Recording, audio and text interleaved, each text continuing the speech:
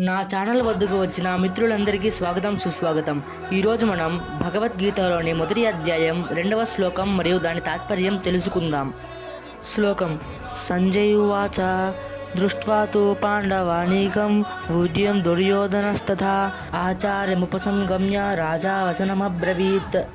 అర్థం: సంజయుడు ఇలా పలికాడు: ఓ రాజా, పాండుతనయుల ద్వారా వ్యూహముగా ఏర్పాటు చేయబడినట్టి సైన్యమును చూసిన తరువాత రాజగు దుర్యోధనుడు తన గురువు దగ్గరకు వెళ్ళి ఈ మాటలు పలికాడు.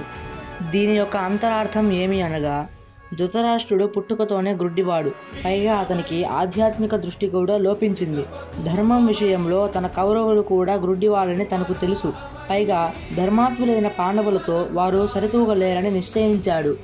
యుద్ధంలో కౌరవుల విజయావకాశాలను అడిగినప్పుడే సంజయునికి ధృతరాష్ట్రుని యొక్క అంతరార్థం తెలిసిపోతుంది. కానీ నిరుత్సాహంతో ఉన్న ధృతరాష్ట్రుని ఉత్సాహపరచడానికి కౌరవులు పాండవులతో ఎలాంటి రాజీ కుదర్చలేదని సత్యం చెబుతాడు. సంజయునికి ఇది తెలుస్తుంది. దుర్యోధనుడు పాండవుల వ్యూహం తీవ్రతను తట్టుకోలేక గురుద్రోణుని వద్దకు వెళతాడు. అప్పుడు సంజయుడు దానిని తెలుసుకొని ధృతరాష్ట్రునితో ఇలా పలుకుతాడు: రాజా, దుర్యోధనుడు రాజైనప్పటికీ పాండుపుత్రుల వ్యూహం తీవ్రత వలన భయంతో సేనాధిపతి అయిన ద్రోణుని వద్దకు వెళ్ళేనంత దుస్థితి కలిగింది. సంజయుడు చెప్పిన దాన్ని బట్టి మనకి అర్థమైనది ఏమంటే, దుర్యోధనుడు రాజకీయవేత్తగా సరిపోతాడు, కానీ పాండవుల వ్యూహం వలన అతని పిరికితనం దాచుకోలేకపోయాడు. ఈరోజు మనం భగవద్గీతలోని మొదటి అధ్యాయంలోని 2వ శ్లోకం యొక్క తాత్పర్యము తెలుసుకున్నాం.